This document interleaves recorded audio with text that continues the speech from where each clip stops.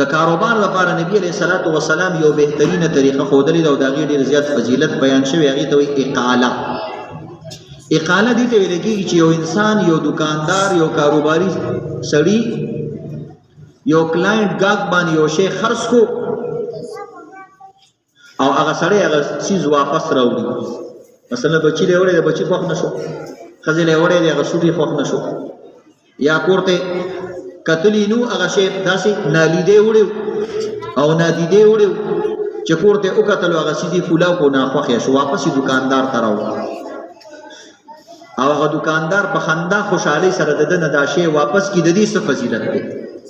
یو وړو کې عمل او لوی کاروبار اسلامی جوړ. نبی علیہ الصلوۃ والسلام فرمای من اقال مسلما بیعته اقاله الله عسرته یوم القیامه. وی چې کم دکاندار لسوک یو سیز اقاله بطور واپسی راوړي یو شی او دا د الله رضا لپاره داغه هغه شی واپس والی، وی الله رب العزت به د قیامت په ورځ د ټول ګناهونه دته واپس کی، یعنی دته به معاف کی.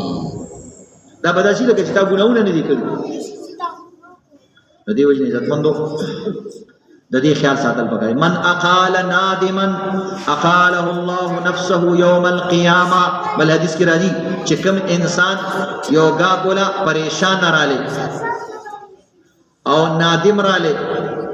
ندامت دې چې دا شی مې ولې اغسته او دا ما لپاره خنه دي او غ تعالی شیرا او ته واپس کو، وی الله با د دکاندار چې دا شی واپس کی، وی د قیامت پورز به الله دته د خپل ځان واپس کی او ازادي به ولور کی چې دا استادان دي چې سپې کې او چرته زیاده واله آزادي، یعنی د جهنم نه به آزادي الله نصیب کی. نو دی وجه نه عزت مندو په دې باندې عمل کول پکاري. موږ سړي کړي په دکانونو باندې بکا ہوا مال ناقابل واپسی ہے. ہم دے دکانوں میں انداری کری اور دی دکان کی چیز نہ واپس کی. نبی السلام چې چا د چا شی واپس کو الله رب دې بدته د ځان واپس کی او ګناہونه به لري. نن مغرب والا خلق په دې باندې عمل کوي او هغه کافری ملکونو امریکا لندن وغیرہ دغه ملکونو کې په دې حدیث باندې عمل کیږي. زموږ مسلمانان نه. یو ډاکټر دی هغه یو قصه لیکلی وېزه امریکا کې اوسېدم او ما سره خزم وا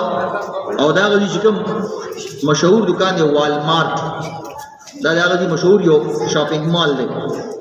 وې هغه نه مې سودا کړې و خو د خزې مې هغه کپڑا هغه سوټ نو خو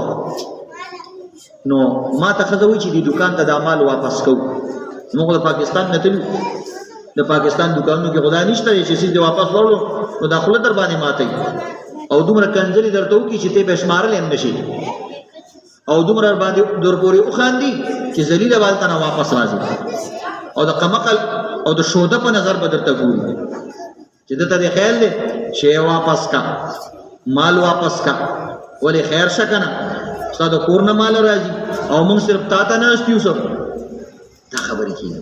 راغوي ما خځې ته وویل چې د دې شي خو ډېرې ورځې شوي دي او سړی به یا واپس کوي یا دکاندار یا نه. وایي ما ته چې دلته دا خبرې نشته، په دې دکان کې او په دې شاپینګ مال کې واپسي کیږي. وایي بیا ما ورته چې د دې خو 2 میاشتې شوي دي چې دا شی موږ اغوستی نو 2 میاشتې خو ډېره زمانه ده. خو زه ته ځان سره رسید راواله. وایي دویمه خبره دا عجیبه وه چې زموږ نه رسید مرک شوی هلته دا یو څیز رسید میلاوي. وی بیا ما ویل چې سنتي تک پکار رسیدم نشته دی او د سیس وخم ډیرو شو، زه خپلم داسې خجل شانومه خو ښځې ما دل چې هېڅ خبره نشته دی. د ښځو خپل انټیلیجنس وي، دوی یو سیز معلوم کړي چې کوم دکان کې سودا څنګه میلاوي، کوم کې ارزانه میلاوي، کوم کې واپسي میلاوي. دا ښځې ډېر زیاتې په دې کې ماهرې وي. وایي ما ته پته ده، وایي غم مه کوه 2 میاشتې پس به م واپس کوي. وایي چې هغه دکان ته لاړو، یو جنې پکې ولاړه. وایي موږ ورته چې دا شی موږ ستا د دکان نه اخیستی دی خو موږ سره یې رسید هم نشته دی او زموږ دا شی خوښ نه دی. وایي هغې ویل چې نتینګ، هېڅ خبره نه، موږ ګورو صبر وکړه. کمپیوټر راواغستو، وایي چې تاریخ درته خوا شاید دی چې په کومو ورځو کې به دې اخیستی، چې صرف موږ دا کنفرم کړو چې دا شی زموږ د دکان دی، بس هغې ته چېرته تاریخ معلوم وي، پلانې تاریخ. نو هغه تاریخ یو کتو دا غي خوښه تاریخونه یو کتل ویل او فلاني ټیم کې دا شی زمونږ خرڅ شوی دی او دا زمونږ د دکان چیز دی وی مو ته چې دا واپس کا وی ما دې چې کیش علی کنه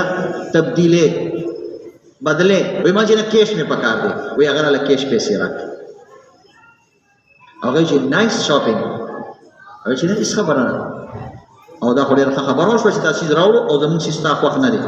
مونږ تابانه جبر نکو نو دا شي زینې د 2 میاشتې پس چیز بدلیږي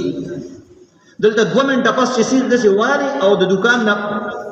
لاندې لاړې چې واپس راخېږي او دکاندار دې پیژنې نه ویل جی دا شیز مې واغستو یاره والله ته خو ما په دې کال کې هم چېرته نه لیدلې ستا دا مشاهده راته بالکل نه یادېږي قسم خوري وای نه پیژنه یو غل نه چاته پوسو کاله کا جمعات کې سپلای پټې کړې وي او قسم دې کدي کال په دې کال کې پورا جمعات ته تلم وای سپلای مې څنګه پټې کړې نو عزتمنو دا حال دی د مسلمانانو الکه اسلامي مسله ده چې تعالی یو څه تړې واپس راوړي او خراب کړي نه نقصان یې پکې نه راوځي او استعمال کړي نه وي نو هغه چیز واپس کول ډیر د ثواب کار دی که څوک یې نه واپس کوي هم جایز دی خو که عیب پکې وو نو کستا د دکان نه عیب تلی به تا باندې واپسی لازم ده او کاغه پکې عیب پیدا کړی وي نو به تعالی که واپس کینې نه ګناهګار نه او که یا واپس کې او به کم قیمت ولا ورکې ځکه چې پکې نقصان راوستي دي نو هغه پیسې کټوتی ته کولې شي په بهر حال عزتمندو قتل پکار دي هغه دکان والا دا شکایت دغه بار ملکی دکانونه کله ناکله هغه ملکی خلق دو په دغه ملکونو کې غلط مقصد سره هم واپس کوي هغه ملکونو کې هم د ورانکاري شته لکه الته کرسمس وي کله چې کرسمس وشي کرسمس د عیسایانو وخت دی نو هغوی کپړې ځان له والي بوټان والي او څیز والي ورځ استعمال کې بیا واپس راوړي نو د کرسمس چې کله تیر شي په هغه والمارټ هغه مال باندې بیا یو لوی قطار ولاړي خلک څیز واپس کوي او هغوی ته ښه پته وي چې دا څیز د 2-3 ورځې استعمال کړی خو فرق پکې نه دی راغلی بیا هم هغه شی واپس کوي